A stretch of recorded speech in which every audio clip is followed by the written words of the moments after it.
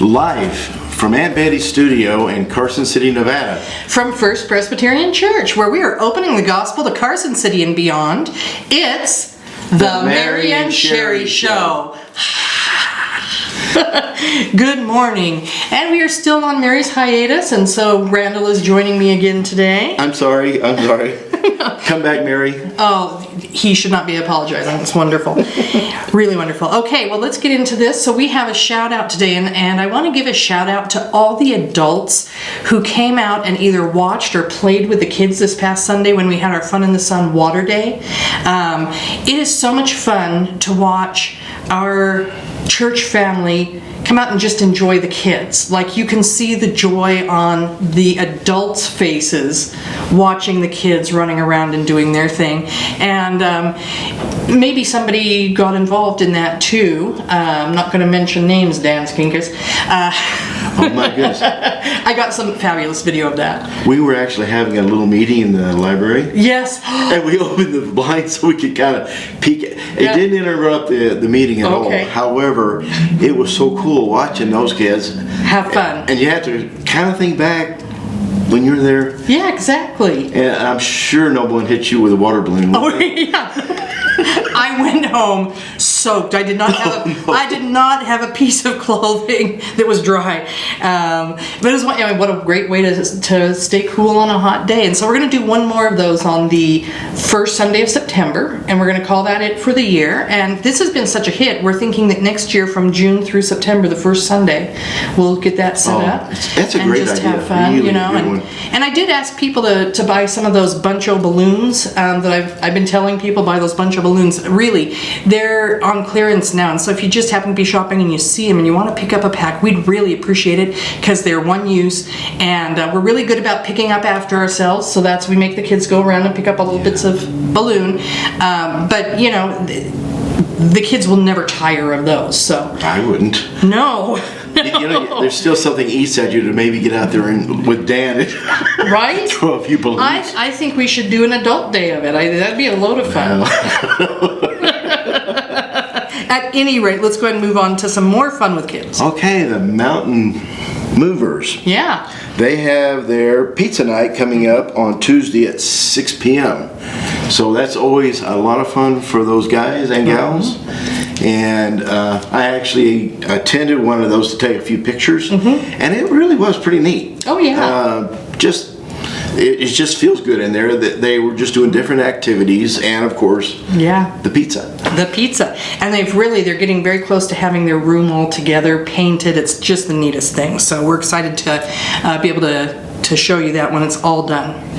All right, well, also this Tuesday, maybe not as much fun as, pizza night with the Mountain Movers, but I still think that they're fun and they're very important, and we need to do this, is our committee meetings at 5:30 and 7, and I always have a good time getting together with everybody, and it's just nice to chat and talk about all the things that you have those same interests with. So Tuesday, 5:30 and 7, we mostly took July off, so let's go ahead and come back in August and get ready for the end of the year. Oh yeah, that feels good in the fall too. Fall and winter meetings, organizations. It's nice. It is. And of course all the friends. That's wonderful. Right. All right, Circles Dinner. They have moved to their new location over on Fairview. Yay. And I don't know if I can actually hold a block. It's imaginary in my mind, but I think you'll see something. All right, we'll put it right in front of our faces. It shows the new address, and I believe a few Sundays back they were showing pictures of their new office, if I remember correctly. Anyway, we are still having the dinners the second Wednesday of every month. Correct. And if you would like to participate in providing a nice dish, see Debbie O'Day. Yeah. And get coordinated with her, and it's a great program, and really benefits a lot of folks that are trying to just get going. Yeah, absolutely. And I have seen personally through my teaching experience with parents that came through my room, I have seen the benefits of this, and it's amazing. So as he said, this address, 727 Fairview Drive, Suite D, is going to be important to you because that's where you have to deliver your dish between 5 and 5:30 on August 14th. So take that note down and yeah, we'll make sure you see it too. Perfect. All right. Well, we are looking forward to hosting Dr. David Githey on the 18th. And he's going to be giving us a word now. We're going to do a love offering for him. He is from Kenya, and we have supported him through the missions over the years, but he's never been here to really talk to us, and we're really excited about this. So starting this Sunday, and then the 18th, there are going to be some blue envelopes in the pew racks. And that's where you're going to put your love offering. Now you need to make it out to David Githey and put Kenya in the memo. Do not make that check out to FPC. If you're writing a check, FPC is going to go into the general offering fund. So make sure that this is David Githey and Kenya. And it's going to be, I'm so excited to see him. Yeah, I just would really excited. It always enriches our church and the people that get to visit and see people from around the world. Exactly. Well, it's just kind of like I think everybody who's a Christian tries to sort of picture what heaven's going to be like. Like we can't. But our hope is so set and we're so excited for that time. Yes. And we kind of live our daily lives here, and I go, oh my gosh, look at these people from all around the world who are faithful followers that are going to be there. Yes. That, you know, I'm going to start crying. I'm so excited. So, anyways. Oh my goodness. August 25th, we have the Aces ball game. And that's coming up pretty fast. It is. Do we still have tickets left? Well, the thing is that I finalized that with them today. We have 40 people who've bought tickets, so that's very exciting. Oh, that's a lot. Yeah, it is. Now, if you have not bought a ticket and you'd still like to, we have until the 15th to add any on. So if you've been holding off and you're not sure, and today it sort of strikes you that you'd like to do that, then go ahead and give me a call or call the office and let them know, and we'll make sure you get a ticket up through the 15th. Okay, and one other item on that. If you would like to carpool or drive a carpool of folks to the game, contact Sherri, and she's got a sign-up sheet. Yeah. Is that how she's? Yeah, I will have. You're going to do it? No, yes, Sherri is going to do that. I shall now start referring to myself in the third person. Well, I'm a wash and Sherri's. Of course, my Sherri at home. I know, poor guy. No, it's a good thing. Yeah, I will have a sign-up sheet where if you want to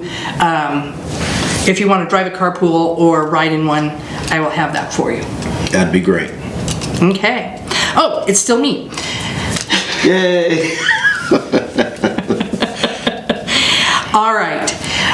We have mentioned First Pres Eagles, and I showed you a little video. I want to try to maybe explain a little bit better. I've said we need you, we need you. I'm always saying we need you. But I want you to understand specifically what it is we need you for. And so I'm going to read off my script to make sure I get this right. We need you to be one of the 2 to 3 adults present on Thursdays from 2:30 to 4:30, sharing your hobbies and interests in an interactive way with local students as we welcome them in to play sports, games, study, and form relationships with caring adults. Now, hopefully in one sentence that kind of summed up what we're talking about. So I'm going to use Randall as an example, and I'm going to make up something. So, just so you know. It might be true, though. That's true. Okay. Go ahead, I'm sorry. If you're a woodworker, okay, then you're not just going to like, oh, here, I'm going to build a bookshelf, and you're going to watch me. You're all going to work on it together. You're going to do things together. If you're into needle crafts, which I'm sure you are. Oh, absolutely. You know, you bring the supplies so the kids can do that too. And there is nothing off the table here. It could be auto mechanics, it could be rock hounding, could be learning chess.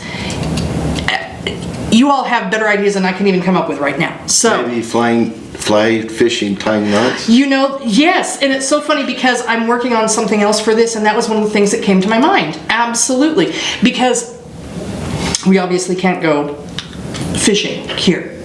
True. We don't, right? But tying the flies, absolutely. Yes. Yes. Come be a part of this. All right. We have so many good missions our church is involved with. Yes. And with us upgrading our website, I didn't realize how many. Until you actually saw it in front Yeah, of you. it's all organized in that new website, and I go, whoa.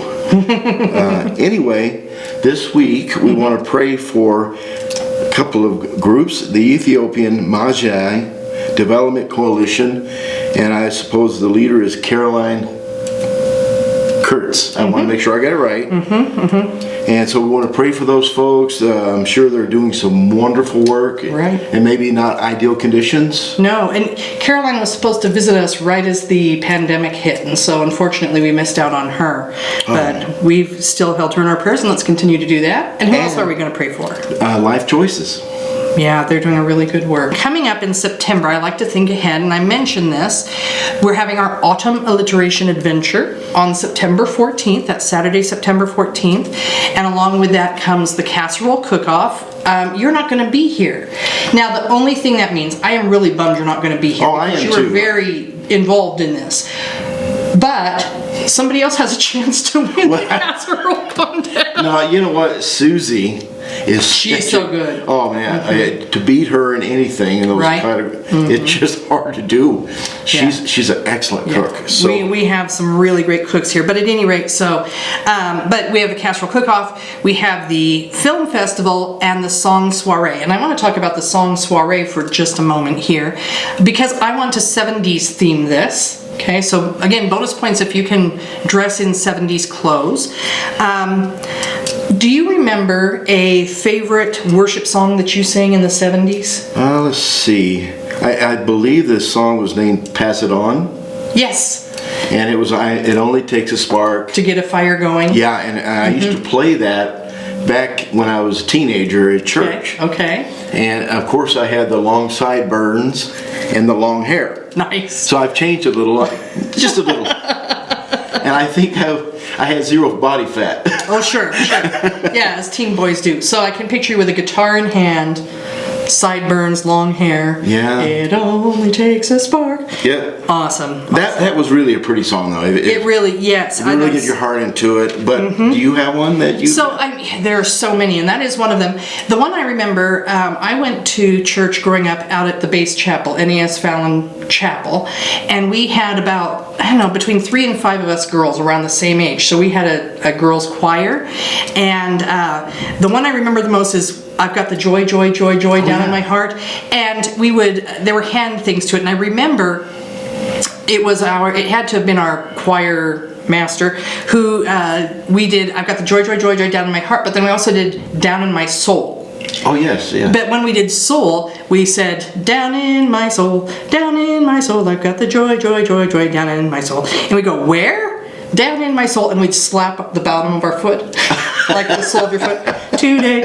I haven't seen that. And that would be good. Well, because we were kids, I think they allowed us to do that. Well, sure. But yeah, that was another favorite one. So my question to all of you out there, and I want you to leave this in the comments, what is one of your favorite hymns or worship songs that you sang in the 70s? And it doesn't necessarily need to be from the 70s. I think some of these are from before, but still, you know what? So that would really be your teen or late teen. Anybody, even if you were an adult, that's sure. You know. Oh yeah. Yeah, I would say 70s. That's kind of. 70s definitely had a certain feel to them musically. Oh, they did. And so there you go. There's your challenge. In the comments, please put one of your favorite songs, worship songs that you sang in the 70s. And that brings us to the end, right? Oh, we should keep going. No, I'm kidding. we need to very happily and joyfully finish it up, right? Yeah. All right. So, this is YouTube. So we invite you to like, subscribe, and I'll hold this for you. Okay. I don't know if I've done this one. Oh, really? Maybe. Ring the bell. Ring the bell. And share. So if you know somebody who could hear these announcements and get something out of them, please go ahead and share that with them. And other than that, we will see you this Sunday at church. Right? Absolutely. Yeah, looking forward to it. So, God bless. Take care until then. Bye. Bye-bye. God bless.